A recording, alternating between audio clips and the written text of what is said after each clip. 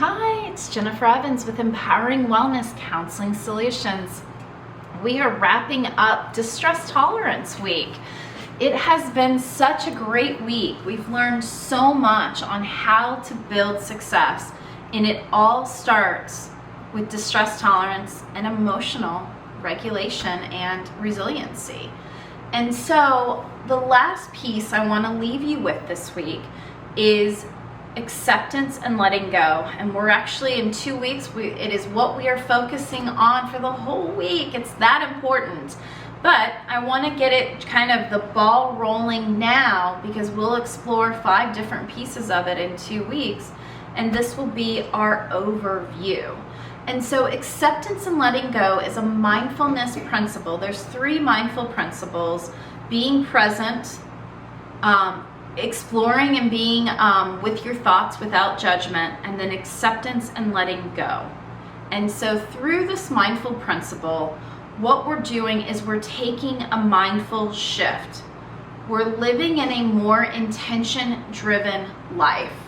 And when we live in an intention-driven life, we are focusing on what our values are, our internal values and beliefs, our idea of what success is. Success is living a life reflective of our internal values and beliefs. Success is not external validators. It's not a bigger car. It's not a bigger house. It's not more money. It's not what your bank account says. Success, it's not where you are on the corporate ladder. It's about internal living in your values and your beliefs. And when you understand what your vision of success is, you set goals, you set objectives, you build your framework for success, and then you set intentions that are all reflective of those. And every day you live within those intentions. And that doesn't mean you have to do everything. It means you do one thing a day. Just one thing. One simple thing a day reflective of your intention. And so when you can start to map out and journal about what your success goals are. Spoiler alert, I've got a whole book on this. It's called Key Steps to Live a Happier and Healthier Life, Part 1. And what we're doing is living a life worth living. We are outlining what success is, and we've got lots of directions. We tell you what it is, why this is important, how this relates to success. I give you activities and exercises so you can start exploring and applying the concepts. And then I give you journal prompts, literal journal prompts. So you take this with you through the week, through the month, through the year, whatever. There's not a indication that I finished this book and I'm done. This is a guided outline to get you to where you want to be this year. It is a guided outline, and there are 3 parts to this series. Part 1 is about success and about defining it and living within it, setting those intentions and realizing when and how the key stressful moments that we stop living within our intentions and we start getting those perceived expectations and external validators that shift us from our value. The second part, which is what we've been exploring for the last 6 weeks, is emotional regulation, because emotional resiliency and distress tolerance, as we explored this week, is the key to being able to be successful, so that when these stressors come up, not only are we aware, but now we can accept, let go of that with which does not serve us, and take that action-oriented step that we need. Acceptance and letting go is how we get to that one purpose-driven action that we've been talking about with emotional resiliency. It's how you achieve success. It's how today you will be a completely different person 1 year from now. And as you approach 2026, you will be completely different than how you came out of 2024. Acceptance, letting go, distress tolerance, emotional resiliency. And so this mindful shift is how we're going to move from distress to action. And what we're doing is we are accepting life for what it is without judgment, without shame, without blame. We are saying, this is what my mind does. My mind is another organ in my body. just geared for survival. It's just trying to survive, and my past will immediately take over my present as a survival mechanism. And I am more likely to be reactionary than I am action-oriented. And when I can accept that, let go of the past, because it will never serve me. It will not serve me. All my implicit messaging is from the time in which it came into your mind. When you experience that stress, you are going to have an all or nothing thinking. It's stressful mind. Remember, anxious mind, all or nothing thinking, cognitive distortions. So it's coming in as an invalid data point already. And then it's tied to the emotional and actual developmental age that you are at that time. So that is like your 6-year-old self telling you and giving you advice now. Would you listen to your niece or nephew or your child give you advice? Probably not. So you're probably not going to listen to 6-year-old you give you advice in your adult years. So it's understanding that that is what is going on, accepting that that's what's going on, letting go, having some grief. We talked a couple weeks about, go back to my previous videos, of grieving in order to grow. This is us grieving, letting go of what does not serve us so that we can grow, so that we can be present in the here and now, and we're not getting burdened by our past. It's about acceptance, and what that means is we embrace what we can't control. We can control our thoughts, our feelings, and our behaviors. And many times in a distressed state, we feel like we cannot control these. Cognitive distortion. We feel like we can't control our thoughts, our feelings, and our behaviors. And that's what we're trying to connect to, is accepting that there are times where we logically know and emotionally we can't feel. Cognitive dissonance. Emotionally we cannot feel, logically we know. And what we're doing is we're finding valid data points so that we can find where this acceptance is. We're trying to find the capacity we have and the capacity somebody else has and the capacity the situation has.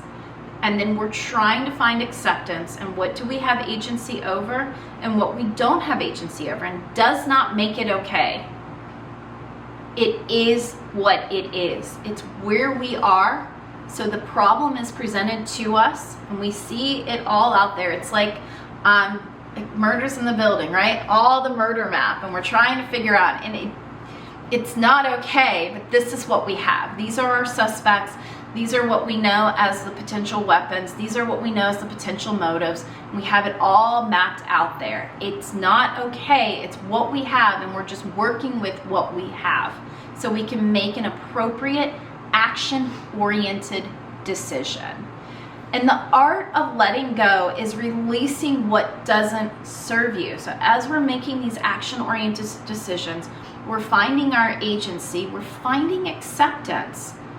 We're letting go that with which doesn't serve us. So we are pushing out the things that do not align with our values, our beliefs, our intentions. So we just got through the holiday seasons, and sometimes we felt like we survived. We just survived. Like we felt like we had to go see this family. We had to endure some conversations we didn't want to endure. We had to answer questions we didn't want to answer, and we felt like we just survived. And I'm so glad it is over. Letting go is realizing that all of those questions, all of those conversations, all of that space is because of other people in their capacity and what they have gone through. It has nothing to do with you, because what matters to you, your values and your beliefs and your behaviors, what you have agency over. And so that's what letting go is that people don't come at you with all of these great capacity. Your parents did not take a test. Eugenics didn't work. They said it was unethical. So nobody took a test to say, you know what, I think I'm emotionally mature. I think I have a really good bank account. I make really great decisions. I think I'm gonna have a kid. It doesn't happen. Go watch Idiocracy. It's the only foretelling documentary. It literally goes through people who say, this is why I didn't have a kid. All of those right reasons for having a kid is the reasons they didn't have a kid. And that is why we get into these spaces where we feel powerless, we feel overwhelmed, we get triggered like heck, and we're just emotionally reacting. And when we can ground and be like, bless your heart, you don't have the capacity to be a nice person. You don't have the capacity to not come at me with judgment. And I know that you're just judging yourself. It has nothing to do with me. We're letting all of that go because it has nothing to do with us. We don't want wrinkles because other people are in distress. Distress tolerance. We are grounding ourselves, neutralizing the cycle. And remember, a relationship is an interaction between two people, and it's a Venn diagram. You have your cycle, they have their cycle, and the relationship is where it overlaps. And so when you neutralize your cycle, you are neutralizing the cycle of the relationship, and you are forcing this person to contend with themselves. But when you buy into it, and you start finding shame and guilt, and you're defensive, and you have shame, you have blame, they win. Because they don't have to contend with themselves. They get to put all that negative energy on you, and you just absorbed it like a sponge. So finding a present in the here and now, accept that this is what it is. That person is a Karen. That person is a negative Nancy. That person is depressive Donna. Then you don't take on that negative. You build your force field and you let go of all that negative energy. You do not put it into your world. You find your bubble.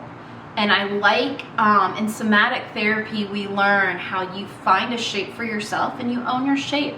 Doesn't matter what that shape is, you own your shape and you put your shape, you make it a color. And then you give other people a shape and you give them a color. And then when you have those intentional interactions, your intention is to keep my shape and my color. Do not let their shape bleed into my shape and color. And that is intention. You're setting boundaries to say that is your shape and color, this is my shape and color, and it will not bleed in together. That is letting go. That is boundaries. That is mindfulness. And acceptance is understanding that they are them and you are you. And it's two very different people and two very different experiences, even if you're sharing the same space. And action-oriented states helps us to set these boundaries. That's an action-oriented state, to set boundaries. And so instead of being resistant and defensive, we're being accepting, we're looking at the murder board, and we're just saying, this is what it is. So because of this and this and this, then I choose to do this. This is the best decision for myself. And we're not ruminating and saying, here's 1,000 things that can go wrong and here's a reason for all of them. We're not doing that. We're just saying, okay, so logically I can see that this is here and this is here, and emotionally I know that I feel this and this. And so we're doing the wise mind. And I did 2 videos ago, I talked about wise mind. So go back and take a look at that. Emotional, intellectual comes together for a wise mind, action-oriented state and decision making. It allows you to come on top. When distress comes to you, you are stepping on that distress and you are launching it into success. And that's what I have. What we want to do is stay in a grounded, purpose-driven state. We do that by understanding what our values are. We're getting key steps to live a happier and healthier life. Part 1, A Life Worth Living, which is going to outline our success strategy. It's going to actually build a framework for success. If we want to know more about what our mind is doing and why it's doing it, Saying Goodbye to Bad Brain, my first book, will go through everything of what the negative narrative is and why it keeps holding us back. And my new book, which will be dropping in the next week, so stay tuned, subscribe, hit that little bell button, and know that I will be releasing the second part, which is what we've been talking about over the last 7 weeks, which is the key steps to live a happier and healthier life. Part 2, emotional regulation, where we're going into this distress tolerance. We're building emotional resiliency. We're understanding how to grieve in order to grow. We're maximizing on stress management. We're getting a whole rundown on the negative narrative and bad brain. We're looking at the gratitude and suffering spectrum. We're understanding what a perceived reality is and how we get into these self-fulfilling prophecies, and we're going to understand what universal constructs are and how this all ties together, because we all have the same 5 thoughts, feelings, and beliefs. And we just have them in different ways. We express them and we get triggered by them and we get defensive because of it in different ways. And we have them at different times. There's only 5 things that link us. And yet, because of the brain, and it's just another organ for survival, communication is almost impossible between people. Having a good, solid, healthy relationship is almost impossible. Being successful, being at your pinnacle is almost impossible because of 5 things that we all think, feel, and believe. I am Jennifer Evans with Empowering Wellness Counseling Solutions. Thank you so much.